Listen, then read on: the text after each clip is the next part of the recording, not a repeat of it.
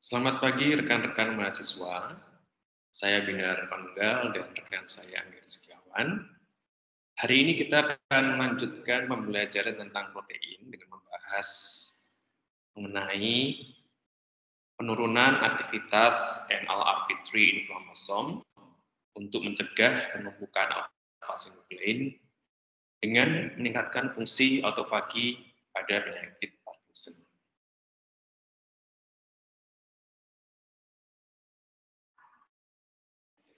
Pada perkuliahan ini akan dibahas secara detail mengenai patogenesis penyakit Parkinson, aktivasi dari NLRP3, dan agregasi dari alpha-synuclein.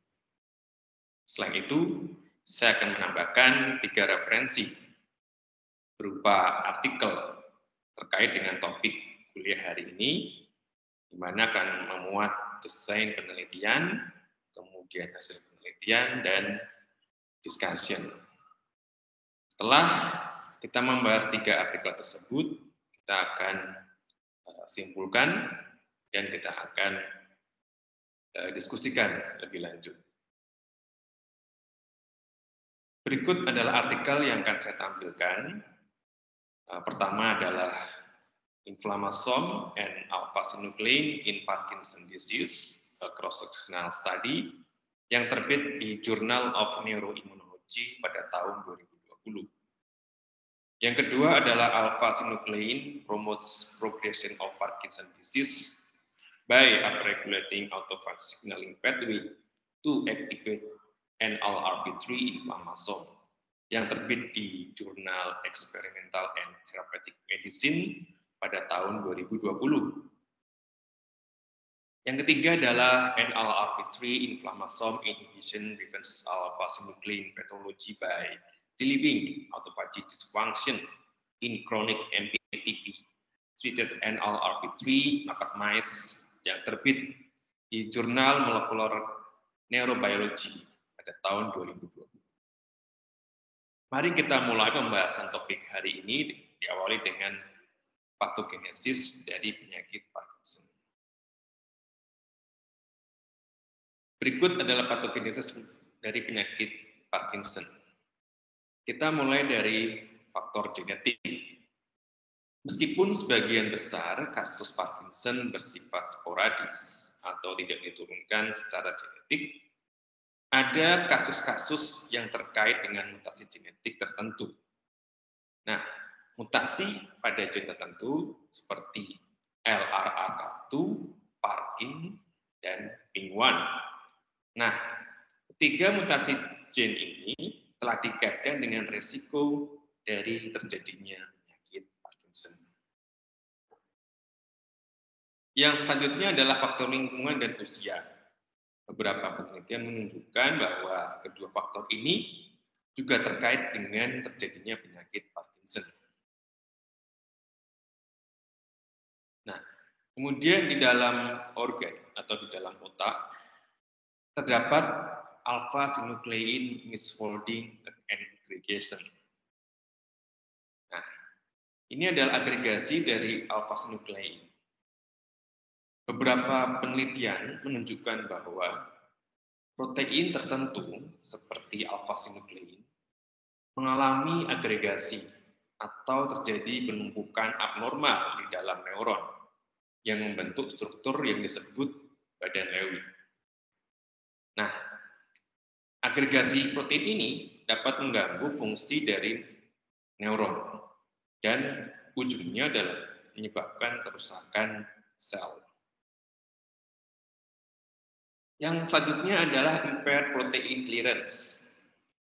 Nah, impaired protein clearance ini merupakan salah satu mekanisme yang diyakini memainkan peran penting dalam patogenesis penyakit Parkinson. Dalam kondisi normal, sel-sel memiliki mekanisme untuk membersihkan protein yang rusak atau zat-zat yang tidak diinginkan, termasuk alpha-synuclein yang merupakan protein yang terkait erat dengan penyakit Parkinson. Namun dalam penyakit Parkinson, terjadi gangguan dalam proses tersebut, di mana akan mengakibatkan penumpukan protein yang merugikan di dalam sel. Mitokondria dysfunction atau kerusakan mitokondria. Nah, mitokondria adalah organel yang bertanggung jawab atas produksi energi di dalam sel. Sudah banyak penelitian menunjukkan bahwa dalam penyakit Parkinson terjadi kerusakan mitokondria yang mengakibatkan munculnya stres oksidatif dan kerusakan sel. Kemudian yang selanjutnya adalah neuroinflammation. Nah, proses inflamasi ini akan juga memunculkan stres oksidatif yang dapat berkontribusi pada kerusakan sel dalam penyakit Parkinson. Nah, inflamasi secara kronis dan adanya stres oksidatif dapat memicu kematian sel-sel saraf di dalam otak. Ada beberapa hal penting lain di sini, seperti loss of dopamine dan substantia nigra. Nah, salah satu karakteristik utama penyakit Parkinson adalah penurunan jumlah dopamin dalam bagian otak, di mana spesifiknya adalah di bagian substantia nigra. Neuron ini penting untuk mengatur gerakan dopamin atau mengatur gerakan tubuh. Penurunan jumlah dopamin ini mengakibatkan gangguan dalam sistem kontrol gerakan yang memicu gejala dari penyakit Parkinson.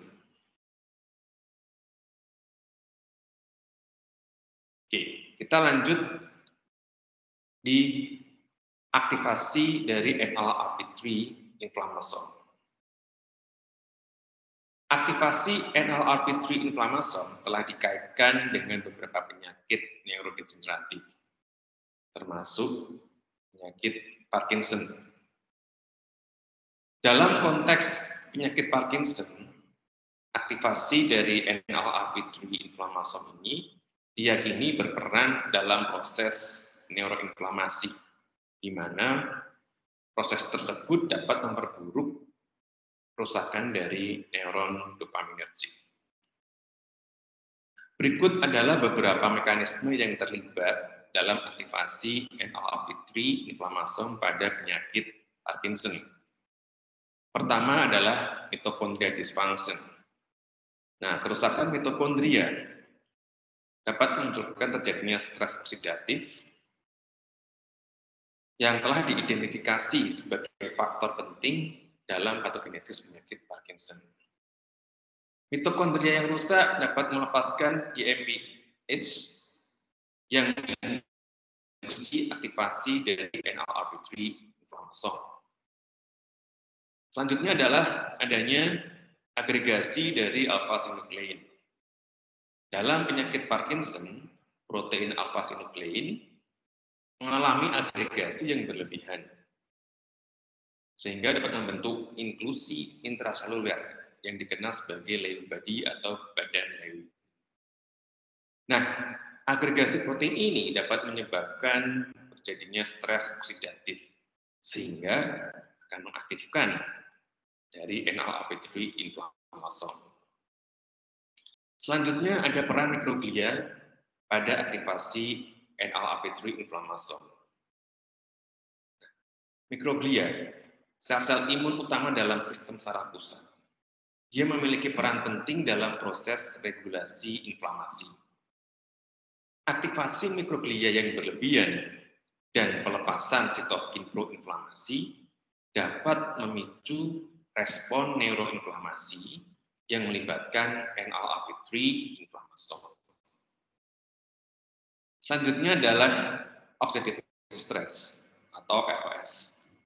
Nah, stres oksidatif yang merupakan karakteristik dari banyak penyakit neurodegeneratif, termasuk penyakit Parkinson, telah terbukti dapat memicu aktivasi dari NLRP3 inflammasome. Kemudian selanjutnya adalah inflamasi. proses inflamasi secara kronis telah diidentifikasi sebagai kontributor penting dalam perkembangan dan progresi penyakit Parkinson. Aktivasi dari NLRP3 dapat memperkuat respon inflamasi pada penyakit Parkinson ini.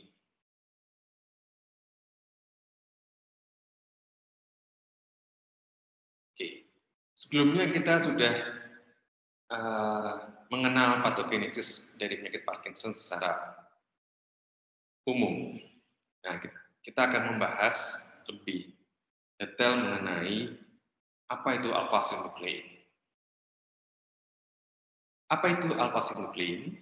Alpha-synuclein adalah protein yang terutama ditemukan dalam sistem saraf pusat, terutama dalam neuron. Ini merupakan salah satu protein yang paling terkait dengan penyakit Parkinson. Karena agregasi dan dysfunction dari alpha-synuclein ini telah terbukti merupakan patogenesis dari penyakit Parkinson. Berikut adalah beberapa informasi dan fungsi dari alpha-synuclein. Pertama adalah protein interaction. Jadi dia mengatur interaksi protein dalam tubuh, khususnya di dalam neuron. Kemudian ada lipid transport, lipid packing, dan membran biogenesis.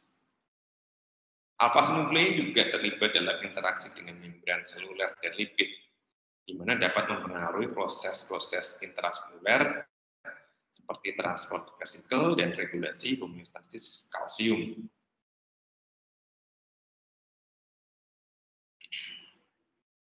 Kemudian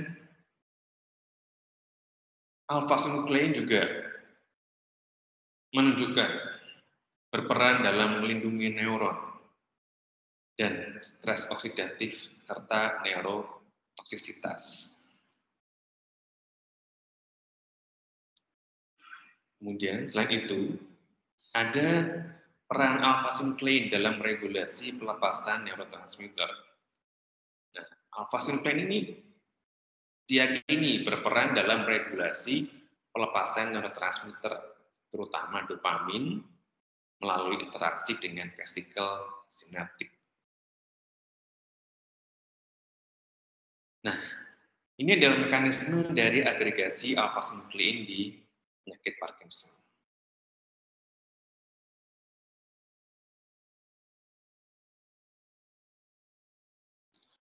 Proses agregasi alpha-synuclein merupakan salah satu aspek penting dalam patogenesis penyakit Parkinson. Meskipun mekanismenya masih tahap telah diidentifikasi pada proses agregasi alpha-synuclein. Berikut adalah tahap-tahap umum dalam agregasi alpha-synuclein. Yang tadi pertama adalah pengeluaran dari bentuk normal. Alpha-synuclein secara alami berada dalam bentuk monomer, yang merupakan struktur dari normalnya. Namun dalam kondisi tertentu, monomer ini dapat berubah menjadi bentuk yang lebih berbahaya.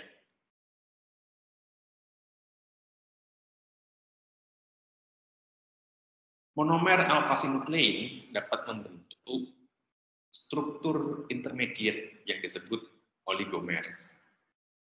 Oligomer ini adalah agregat berukuran kecil yang merupakan langkah awal dalam proses agregasi. Setelah pembentukan oligomer ini kemudian dapat bergabung untuk membentuk filamen yang lebih besar dan lebih kompleks, yang dikenal sebagai fibril. Nah, fibril ini terdiri dari rantai panjang alpha-synuclein yang terlipat secara khas.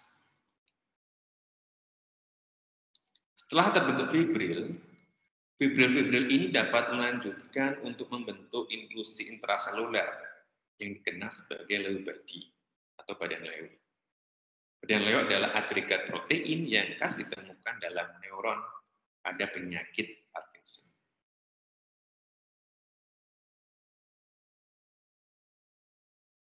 Oke, kita mulai membahas artikel pertama yang berjudul Inflammation and Alpha-synuclein in Parkinson Disease, a Cross-Sectional Study dari Karterja et al. Yang terbit di Journal of Neuroimmunology tahun 2020. Tujuan dari penelitian ini adalah to explore alpha-synuclein mediated inflammation in the serum of PD patient and its link with disease severity.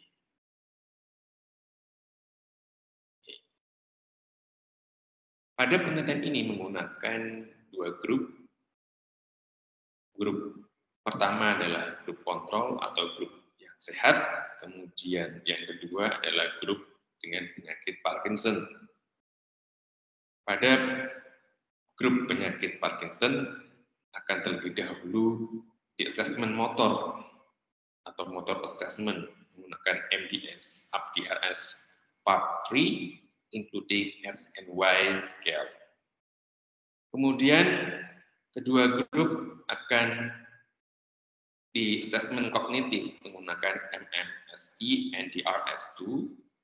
Kemudian yang terakhir akan dianalisis interleukin 1 beta, NLRP3, dan alpha-synuclein level menggunakan ELISA.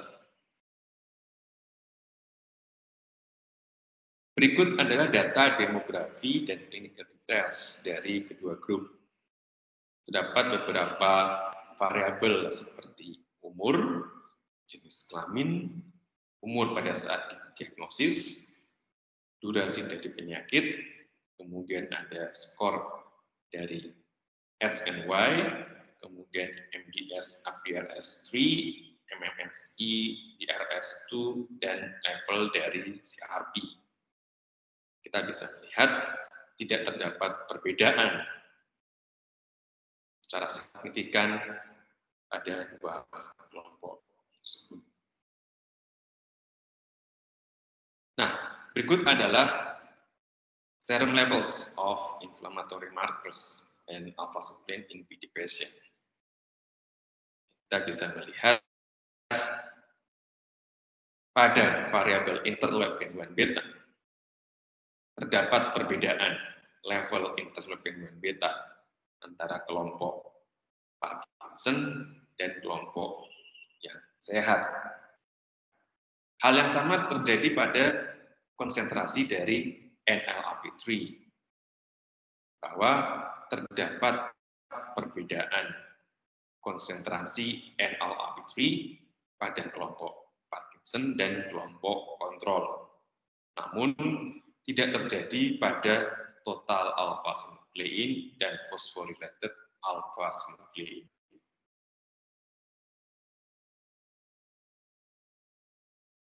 Nah, ini adalah uji correlation between alpha-synuclein and NLRP3 inflammation. Pada gambar ini, penulis menganalisis korelasi di mana hasilnya menunjukkan terdapat hubungan yang positif antara total alpha-synuclein dan level dari NLRP3. Nah, kita bisa melihat bahwa total alpha-synuclein dan NLRP3 menunjukkan korelasi linier yang signifikan. Kemudian, pada marker phosphorylated alpha-synuclein, kita bisa melihat bahwa phosphorylated alpha-synuclein dan NLRP3 menunjukkan hubungan positif yang kuat secara signifikan.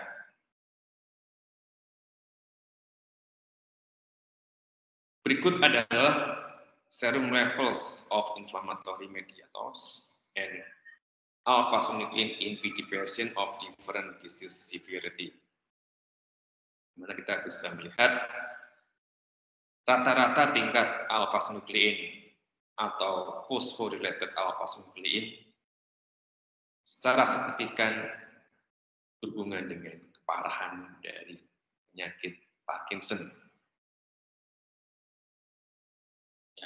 Jadi phosphorylated alpha-synuclein meningkat secara signifikan dengan keparahan dari penyakit Parkinson. Selanjutnya, artikel kedua yang berjudul Alpha-synuclein promotes progression of Parkinson's disease by upregulating autophagy signaling pathway to activate NLRP3 inflammation oleh Wang al. Yang terbit di Jurnal Experimental and Therapeutic Medicine pada tahun 2020. Tujuan dari penelitian ini adalah to investigate the mechanism of alpha-synuclein infecting the progression of PD through autophagy-related pathway. Penelitian ini menggunakan dua kelompok, terbagi dalam dua kelompok, kelompok PD, Parkinson disease, dan kelompok sehat. Pada uji atau pada studi desain menggunakan human, mereka akan mengambil serum untuk diagnosis alpha-synuclein, kemudian interleukin 1 beta, interleukin 6, dan TGF alpha. Mereka juga menggunakan atau mengambil primary cell dari knockout mice, di mana mereka akan mengambil dari cerebral cortex untuk diambil sel astrocyte, kemudian akan dianalisis NLRP3, interleukin 1 beta, Cas1, ATG5, dan GSD-PH. Nah, untuk treatment mereka menggunakan oligomerized alpha-synuclein sebanyak 10 mikrogram per mililiter dan autophagy inhibition 10 mikrogram per mililiter oligomerized alpha-synuclein plus 5 milimolar TM3MA. Berikut adalah hasil dari penelitian tersebut, yaitu plasma levels of inflammatory factor interleukin 1 beta, interleukin 6, dan TGF alpha. Kita bisa melihat gambar A, terdapat perbedaan yang signifikan level dari interleukin 1 beta antara kelompok PD dibanding kelompok kontrol. Nah, hal ini berbeda pada biomarker interleukin 6 dan TGF alpha, di mana mereka tidak terdapat perbedaan yang signifikan antara kelompok PD dibanding kelompok kontrol. Berikut adalah plasma oligomerized and phosphorylated alpha-synuclein expression levels, di mana untuk oligomerized alpha-synuclein terdapat perbedaan antara kelompok PD dibanding kelompok kontrol. Kemudian hal yang sama terjadi pada kelompok atau biomarker phosphorylated alpha-synuclein, di mana terdapat perbedaan antara kelompok PD dan kelompok kontrol. Plasma oligomerized dan phosphorylated alpha-synuclein ini meningkat pada kelompok PD. Berikut adalah hasil NLRP3 and related molecules in astrocyte at different drug concentration. Mereka menggunakan analisis Western blot untuk melihat ekspresi dari NLRP3, Cas1, dan interleukin 1 beta. Dari hasil ini menunjukkan ada peningkatan ketiga marker tersebut meningkat seiring dengan meningkatkan konsentrasi obat dalam sel astrocyte. Berikut adalah expression level of ATG5 and NLRP3 proteins in cell astrocyte at different drug concentration. Kita bisa melihat aktivasi jalur inflamasi NLRP3 oleh alpha-synuclein yang dimediasi oleh oligomerase, oleh autofagi.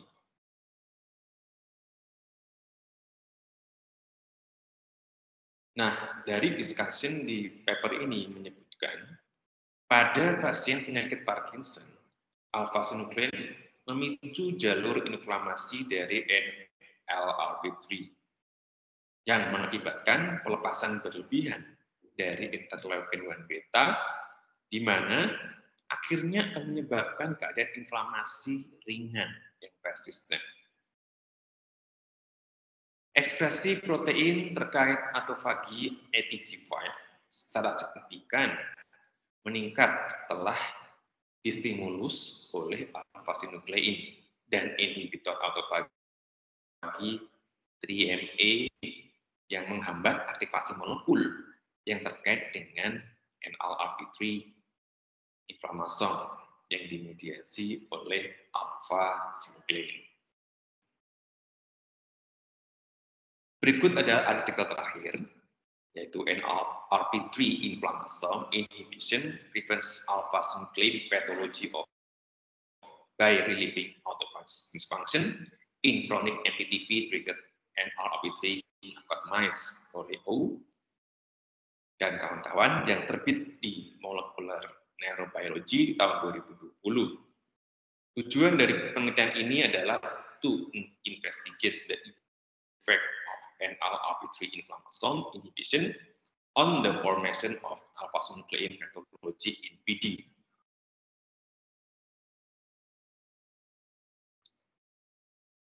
Pada penelitian ini menggunakan sampel knockout mice, terdapat dibagi menjadi 3 kelompok dengan penambahan NLRP3 dan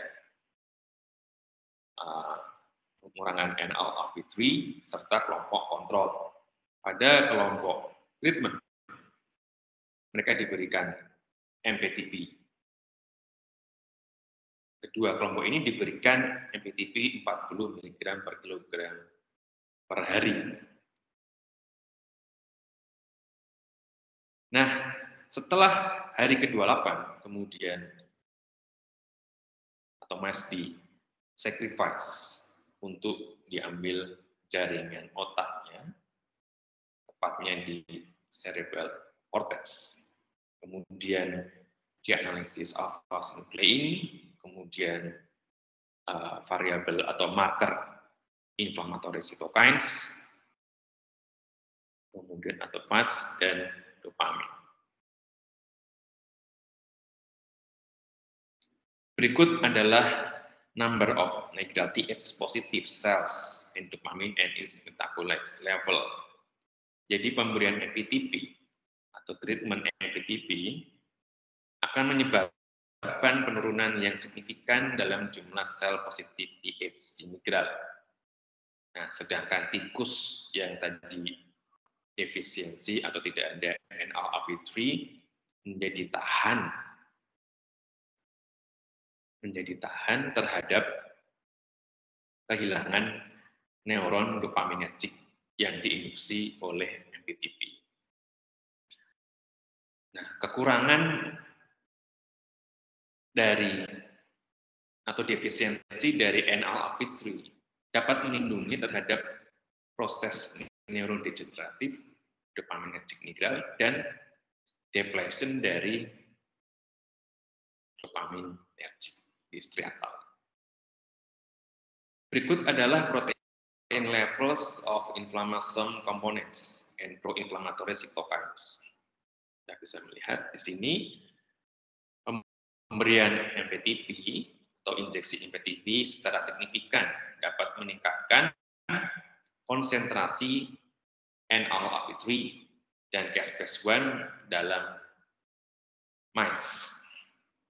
Nah, defisiensi atau kekurangan NLRP3 inflammasome ini dapat menekan reaksi dari neuroinflamasi integral. Berikut adalah immunofluorescence staining of EBA1 and immunohistochemical staining of GFAP. Jadi kita bisa melihat ada A dan B, Kemudian ada 3 kelompok di sini, kontrol, kemudian plus NLRP3, dan LRP3 minus plus MPTP. Kita bisa melihat bahwa mas yang diinjeksi dengan MPTP menunjukkan peningkatan jumlah sel mikroglia dan volume badan sel yang membesar dari astrosit di substansia nigra. Sedangkan yang defisiensi NLRP3 secara signifikan menekan reaksi glial nigra yang diinduksi oleh MPTP. Jadi defisiensi dari NLRP3 dapat menekan reaksi glial nigra yang diinduksi atau yang ditreat oleh MPTP. Berikut adalah immunohistochemical staining of alpha-synuclein. Kita bisa melihat ada 3 kelompok di sini. Injeksi MPTP menyebabkan agregasi alpha-synuclein di substansia nigra. Nah, sementara defisiensi NLRP3 dapat mengurangi agregasi dari alpha-synuclein.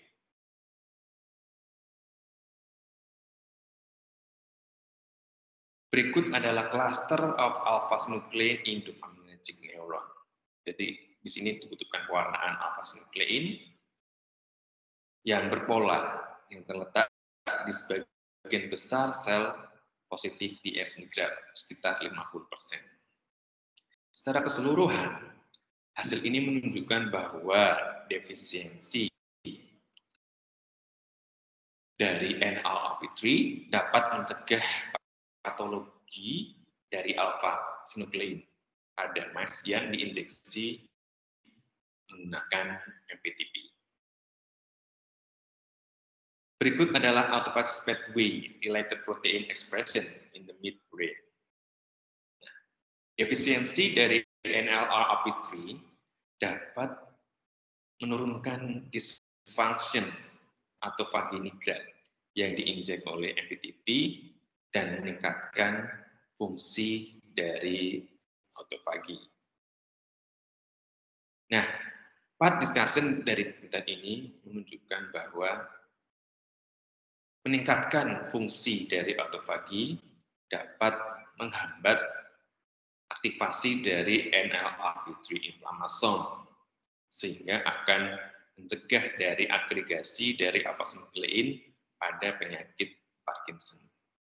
Nah, di penelitian yang akan datang, NLRP3 akan menjadi biomarker yang menarik untuk dijadikan biomarker penelitian untuk dapat dikembangkan lebih lanjut menggunakan treatment yang lain. Berikut adalah summary dari ketiga paper tersebut, dan kesimpulannya adalah menghambat aktivasi NLRP3 dengan meningkatkan fungsi autofagi dapat mencegah terjadinya inflamasi NLRP3, sehingga akan menyebabkan terhambatnya progression dari penyakit Parkinson. Sekian dari kami. Terima kasih atas perhatiannya. Selamat pagi, semoga bermanfaat. Terima kasih.